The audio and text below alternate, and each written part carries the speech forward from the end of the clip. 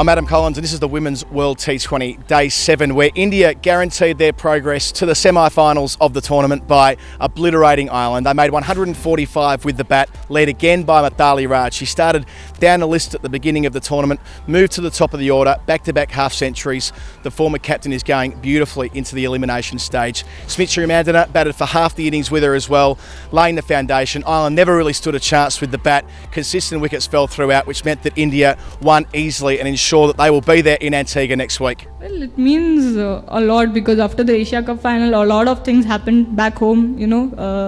Everyone had actually thought that we won't even make it to the semi-finals because we did not win Asia Cup. So, but I guess everyone was more determined after the Asia Cup that this is the time where everyone will be watching and we have to prove our point, because once 2017 we qualified for the final, but only it cannot happen just once. We are such a good team that we have such good youngsters that we need to step up our game every match. And this World Cup was, we all were really determined to go to the semi-finals, and all 15 of us actually went back after Asia Cup, worked hard on whatever they felt we lacked in the team.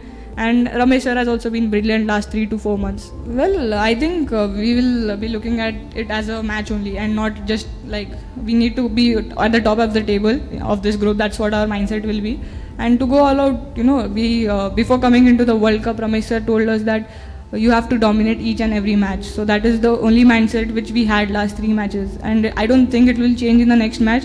The only mindset we'll be having is, dominate and be aggressive, be yourself. That's it.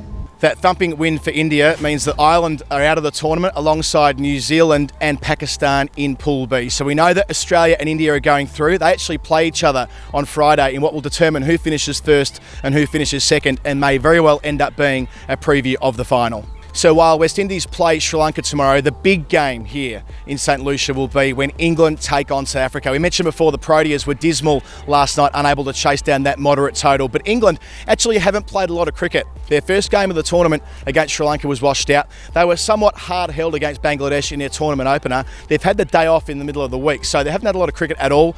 They've practiced hard this week, especially the batsmen, and we heard from coach Mark Robinson about how their campaign has been a stop-start affair, but they still feel as though they can go back-to-back and win their second trophy in 2 years. How much of a relief is it as a coach to have seen your side have a bit more training preparation this week? Yeah, look, today especially. The last 2 days have been good days for the batters. We're at a good club ground with decent surfaces, and we were able to get a lot of volume into the batters for the first time for a long time. And the bowlers couldn't bowl. It was like the Somme running into bowl, but off 2 yards they were. But today we've had everybody. The bowlers have been able to bowl off full run-ups. The batters could go a little bit easier because they got volume in, although there were some nets at the top, and probably in the first time we had to do proper fielding for a while. So big relief. It's just happy that you've got some stiffness and some tiredness into people for the right reasons.